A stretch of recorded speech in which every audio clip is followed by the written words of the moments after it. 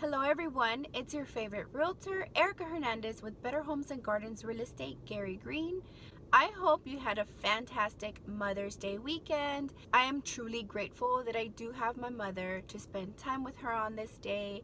Unfortunately, I know some of us don't have our mothers. Wherever your mother is, I know that she is watching you and hoping she can be with us too. Luckily, we do carry the memories of those mothers in our hearts, and we're able to at least remember all the memories we had with this person on this special Mother's Day. Whatever you chose to do, either it was spend time with your children or your very own mother, I hope you enjoyed it. The rains finally calmed down and the weather was so amazing. I just really enjoyed the outdoors, and my brother-in-law was able to cook us some crawfish, which was amazing and so delicious. And we had some family over. It was just a great time. It's Monday now, and back to my Monday videos. Today I'm going to be addressing a topic that I think is very relevant, and I have gotten questions about it before and people are just kind of curious. I really wanted to make this video to protect you guys when it has to do with real estate. And here's the topic: for sale by owner. If you would like to hear more about what I'm going to be talking about, for those of you that may consider for sale by owner or have seen a for sale by owner home that you're interested in, please stay tuned. Don't forget to follow me on social media at Erica Houston Realtor on Snapchat, Facebook, and Instagram, and go to my website at www.erikahoustonrealtor.com. Okay, so when I thought about this topic, I could think of a million things and a million tips to give you, but I didn't want to make the video too long, so I am going to keep it pretty short. And obviously for more information, you guys can reach out to me, but I'm just going to keep it short and simple. Alright guys, so I think one of the main reasons why people decide to go for sale by owner is probably to save yourself some money. We all love to do little things here and there to save ourselves money. I do this myself. I love to coupon. I love to make homemade gifts just to save a little bit of money. Saving money, I would say, is a priority in my life. However, saving money can only go so far. When it comes down to something as valuable as your home, I don't think it's such a great idea to risk selling your home, and if you don't know what you're doing, many things could go wrong. Maybe you were a real estate agent in the past and you have the experience. This video is not for you. Or if you purchase and sell homes very often, you're an investor and you know the process of contracts and all of that, this video also is not for you. You probably know what you're doing. You don't need any help. All I have for you is good luck, and I hope you make the sale. That being said, this video is more for people who have never sold a home. This video is intended for people who really don't sell and buy very often. Normally people do this maybe 3 times in their lifetime. Some people just purchase one time and they actually never sell. This person would be someone like my mom. She purchased a home, never moved out of it, still currently lives there, so she only did it once. Would I say she's an expert in selling or buying a home? Absolutely not. She did it, and she did it so many years ago. So she may not even remember some of the things in the contract or some of the things that she had to do to prepare to purchase the home. So if you are a person that is trying to sell your home just to save money, but you have no experience, this video is for you. Okay guys, let's not waste any more time. Let's get started on the video. Alright, so on this topic of for sale by owner, the first thing I'm going to cover is your home ready? What do I mean by is your home ready? Do you have excellent quality photos to show people so that you get them engaged and interested in your home? Have you decluttered your home? Have you made your home look spacious and moved furniture around so that you attract the masses? One thing we try to tell people is that we don't sell homes the way we live in them. So maybe something that is functional to the way you live in your home is not actually appealing to people who are coming in to purchase a home. You don't see anything wrong with your home because you live here and you see it every day. It'd be good to have someone who doesn't live in your home come give you their opinion about what they think about the home, maybe the layouts, the setup, what you have on the walls. Maybe you have too much, maybe you don't have enough. Taking all your family photos off. There's so much preparation to do to get your home ready. So this can be a little bit frustrating and time consuming. I would say for this one, you need some professional help. When you hire a realtor, you do get this help. However, if you do want to try this on your own, just make sure that your home is completely ready. And this one just came to mind actually. Make sure that it's safe, because when people are coming to walk in your home, God forbid something happened to them, they trip, they hurt themselves on something, I would be worried about maybe a possible lawsuit and these people holding you liable for their injuries. I'm gonna try to move fast, and the next topic is putting your phone number out there for the public. So a lot of times people that do for sale by owner, they do put their phone numbers online. They create these websites. They put their personal phone number on this for sale by owner sign that they're putting on their yard. They may even put more signs around the town, the area with their personal phone number. Be prepared to get a ton of calls. What kind of calls do you think you're going to get? Maybe some people will be very interested in your home. They want to call you. They want more information. They're buyers. They want to buy this home to live in it. Those are the type of calls you may get. The other type of calls you may get are investors who are looking to purchase so they can rent. These people typically are going to end up lowballing you, things like that. They want more information, but they also want to negotiate the price. What other calls do you get? You get calls from realtors. Guys, when we see this sign on your yard, on the post, everywhere around town and your community, we see your number. In real estate, when we talk about this for sale by owner, we say, I just drove by a help wanted sign.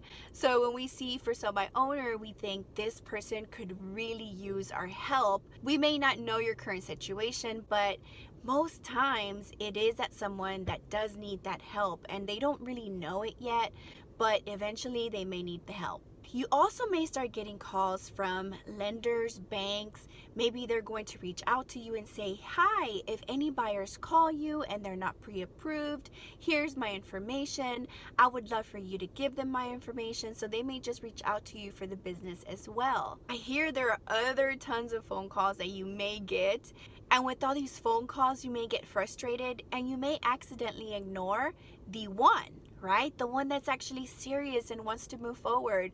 So again, a realtor could help filter these phone calls and make sure that we get the phone call from the right person and move forward with the whole sale without wasting your time. The next topic is creating a website. So if you are going to be creating a website, you have to make sure what are you going to be putting on this website.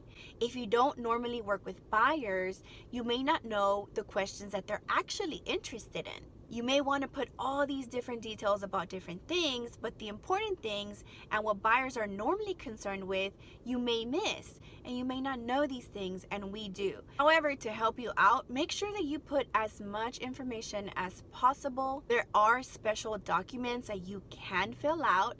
These documents are available to you. One of the documents that is most important is a seller's disclosure.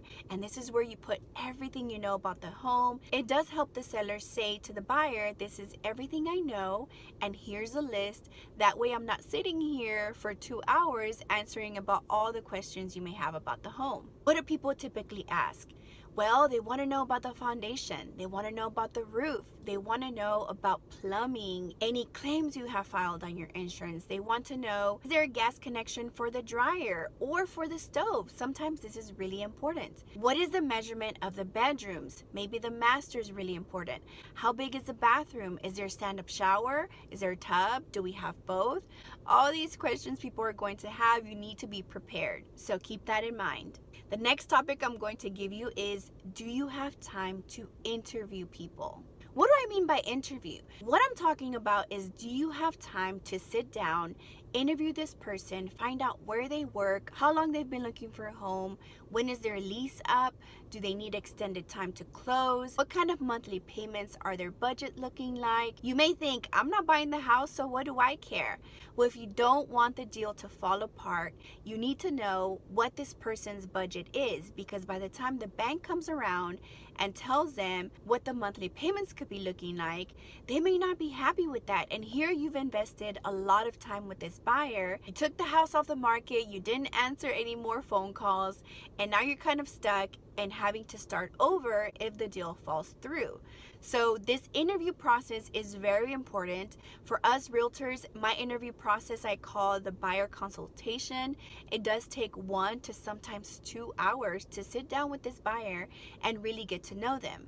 I invest this time in the beginning because I want to make sure that I don't end up losing time later. A lot of people don't see value in this 1 to 2 hour interview in the beginning, but I do. I want to interview you as a person. I want to get to know you a little bit more as well. If you're trying to sell your home by yourself, make sure you budget some time for these kinds of interviews. Do you really have the time?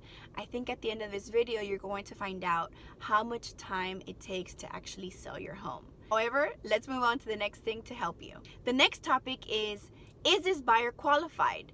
So there's a difference between pre-qualification and pre-approval or conditional approval. Hopefully you know the difference between these types of approval letters. If you don't, you may need to spend even more time researching on what types of programs they're using, knowing what kind of programs they are, how long these programs could take, or if the buyer is applying for a specific program that does tend to take a while. You may not know what these programs are, and so you do have to make sure to prepare yourself and learn all about the different kinds of programs. And when one is presented, I would spend even more time researching that specific program to make sure you like it. The next topic is, do you know what you're doing?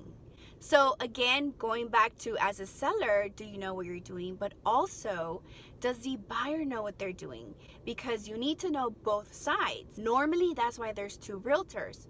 The realtor that works with the seller and then the realtor that works with the buyer, because each side has different tasks that need to be done. So are you ready to hold someone by their hand, make sure that they're doing everything they're supposed to be doing, keeping up with all their deadlines, answering all their questions they may have, even coming down to who's going to explain the contract to them? Are you going to present the contract and write it with the buyer? How are you going to make that buyer feel comfortable and explain every part of that contract? What do you do if the buyer decides to terminate? How do you convince them not to terminate?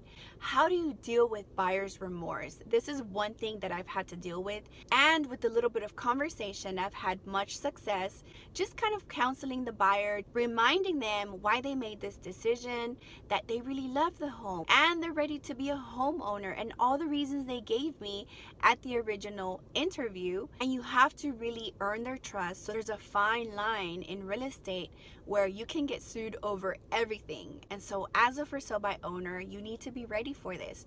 You need to make sure that you're giving information to this buyer so they don't feel like you're taking advantage of them. The customer is always right. So in this case, the buyer is actually the customer who's purchasing from you. And in the end, if anybody loses, it's going to be the seller. The next topic I'm going to cover, and I know it seems like a lot, so I'm going to keep them kind of short, is flexibility. How flexible are you? Can you take the phone calls at 6 a.m.? Can you take phone calls at 10 a.m.? Do you have time to print the contract, write it out, send it to the buyer, make sure they sign it, send it back to you? Do you have time to scan this again, send it to the lender, send it to the title company, email it to everyone involved? If there's any mistakes, do you have more time to correct those mistakes? Make sure you scan it, send it, email it. There's a lot that has to do with paperwork, and so you have to have some time to be able to do this. Also, people are going to want to see your home from the inside. Do you have time to take off work and go show these properties to these people? Do you have time to check up with the buyer? Make sure that they're turning in everything they're supposed to the bank. I know this seems like it may not be your job, it's the bank's job, but sometimes things don't go that very smooth. Banks are professional people and they should be keeping track of all these deadlines.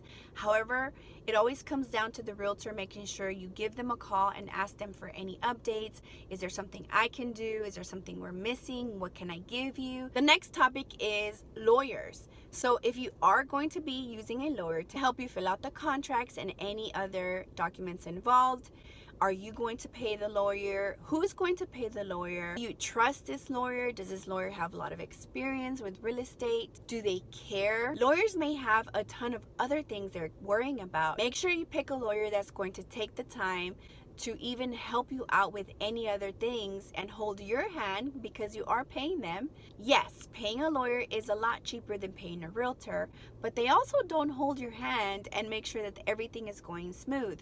What is our motivation to keep things going? Obviously, it's our income. If we don't close deals and don't make sure that we're reaching all these deadlines, we don't close, we don't make money, we don't eat, essentially. Yes, the story is the same for lawyers. However, they have a ton of other deals going on, maybe even deals that are paying a lot more than yours, and you just kind of end up being at the bottom of the stack. And yes, they'll get to you, but it might not be as quick as you want it to. All right, guys, I have a ton of other things, but the last one I'm going to leave you with, I would say, is the most important one, and the topic is getting sued. If you are a person who does not want to risk getting sued, then for sale by owner may not be the thing for you, because there are many ways that buyers can actually sue the seller. Since this type of transaction is directly from the buyer to the seller, you may end up getting sued. The buyer may play the card of, I didn't know that, no one explained it to me, the seller is taking advantage of me. This doesn't happen when the buyer has their own realtor and the seller has their own realtor. Both realtors communicate with each other to make sure that one is not taking advantage of the other. Like I said before, there are a ton of things I wanted to get into, but I didn't want it to be too complicated. If you guys want more information, please reach out to me. I will say it a ton of times throughout this video. Reach out to me. If you don't have the experience, just don't do it. There's a huge liability with all the legal documents that have to do with purchasing and selling a home. You may think, oh, realtors, they don't do much. But if you ever had a day in a realtor's shoes, you see all the things we do. Top of that, we go to trainings all the time. We stay up to date to any changes done to legal forms. And so we're always on top of our game. We do a lot and we know the liability, and that's why we check, double check, triple check, quadruple check everything we do, because we don't want to be sued either. Our companies are protected. They teach us, they make sure that whatever we do it the way we're supposed to.